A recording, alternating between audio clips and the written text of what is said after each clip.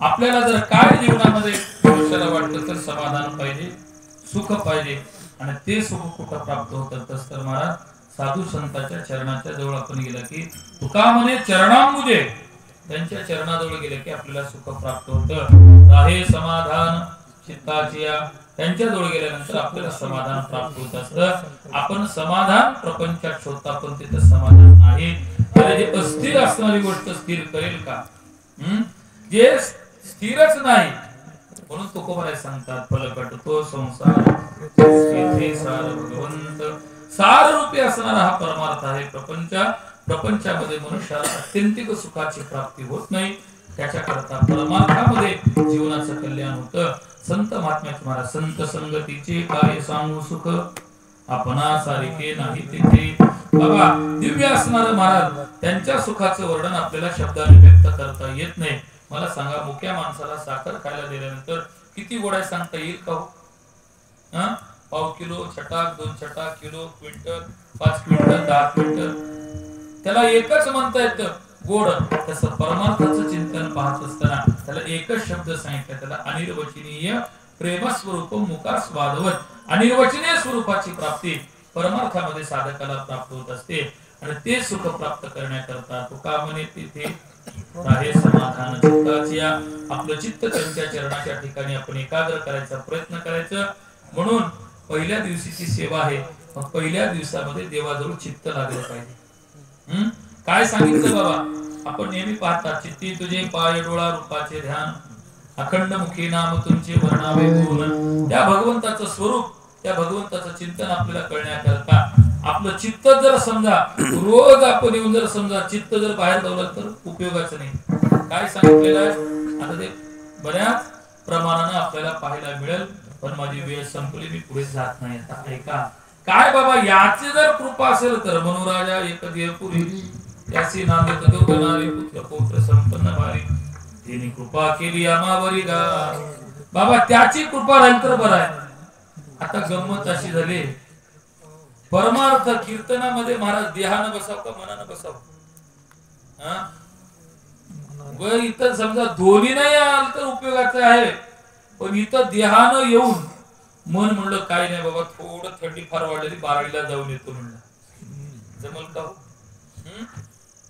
मनानं परमार्थ पाहिजे, मनाची कृपा पाहिजे, आणि ते मनाची कृपा, चित्त मनाची एकाग्रता होण्याकरता त्याच्याकरता साधना करावं लागतं. आहे समाधान चित्ताच्या, ते चित्त एकाग्र करण्याकरता भगवत तत्वाचा अवलंबन पाहिजे. भगवंताचा विषय आपल्या मनाला स्थिर ठेवणारा विषय काय? गंमत आपली अशी आहे, अस्थिर असणाऱ्या गोष्टीकडे आपण मन स्थिर करायचा प्रयत्न करता, मन स्थिर राहत नाही. परमार्थ स्थिर आहे, तिकडे मन जात नाही. बघा आपलं मन म्हणजे कसं आहे, ज्ञानोबरांनी सांगितलेलं बघा, पर्या मनाची एकनिके, जे गोडीची ठाया सुखे, अनुभवाची कौतुके दावित दैजे. वेगवेगळं दिसलं की तिकडच पळतं महाराज, इकडचं सोडून देतं. तसं त्याच्या करता अन्याच्या मागे न जाता या मनाला या ठिकाणी स्थिर करायचा प्रयत्न करून त्याच्याकरता भगवंताच्या स्वरूपाचं अनुसंधान आपल्या जीवनामध्ये प्राप्त व्हावं. त्याच्याकरता ही सेवा, त्याच्याकरता परमार्थ, त्याच्याकरता असा नामयज्ञ, नामक संकीर्तन जीवनात करायचं असतो. म्हणून अखंड भगवंताचं समाधान प्राप्त होण्याकरता ही संगती जीवनात काढावी लागते. म्हणून महाराज सांगतात, त्यांच्याजवळ आपल्याला सुख मिळतं. पहिल्या दिवशी भगवंताचं स्वरूपाचं चिंतन पाहिजे, मग ते स्वरूप आपलं देवाकडे लागण्याकरता आपलं मन त्याच्या ठिकाणी गेलं पाहिजे, चित्त त्याच्या चरणाकडे एकाग्र झालं पाहिजे. त्याच्याकरता आपण ही साधना करायची. संतांचा आश्रय धरून आपलं मन त्याच्या चरणाच्या ठिकाणी एकरूप करायचा प्रयत्न करा, अशी सगळ्यांच्या चरणाला माझी विनंती आहे.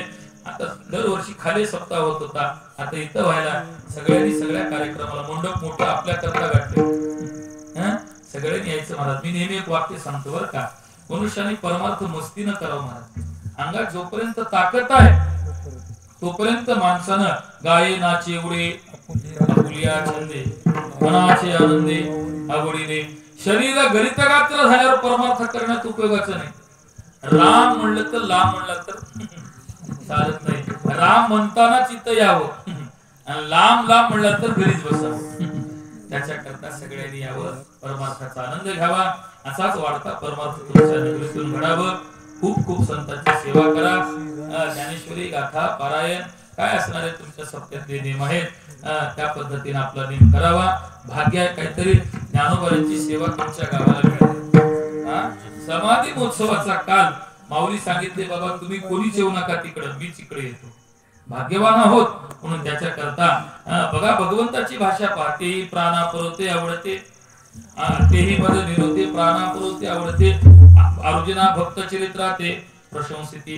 जे भक्ताचं चरित्र चिंतन गातात ते मला प्राणाच्या पलीकडे आवडतात. आता पहा, देवाचे भक्त कोण हो? कोण देवाचे भक्त? ज्ञानोबा आहे, तुकोबा आहे देवाचे भक्त. तेही मला आवडते प्राणा पुरवते. जे भक्त चरित्रा ते प्रशंसिते. देवाचे भक्त ज्ञानोबराधिक तुकोबराय संत महात्मे आहेत. मग तुम्ही कोणाचे भक्त आहोत? देवाचे की ज्ञानोबराचे उपासक आहोत? देवाचे तर उपासक आहोत, पण भक्त आपण ज्ञानोबराय तुकोबरायचे. मग देव सांगतात ते प्राणाच्या पलीकडे मला आवडतात. भक्ताची जो सेवा करतो तो भगवंताला प्राणप्रिय असतो. म्हणून आपल्याला संतांची सेवा करायला मिळते. भाग्यवान आहोत. वाढत्या पद्धतीने परमार्थ करावा अशी सगळ्यांच्या चरणाला माझी प्रार्थना आहे. झालेली सेवा तुम्हा सर्व गुणवान गायक वादक मंडळी सगळे श्रोते तुम्ही शांत बसला, तुमच्या चरणाला समर्पण करतो. ज्ञानेश्वर माऊली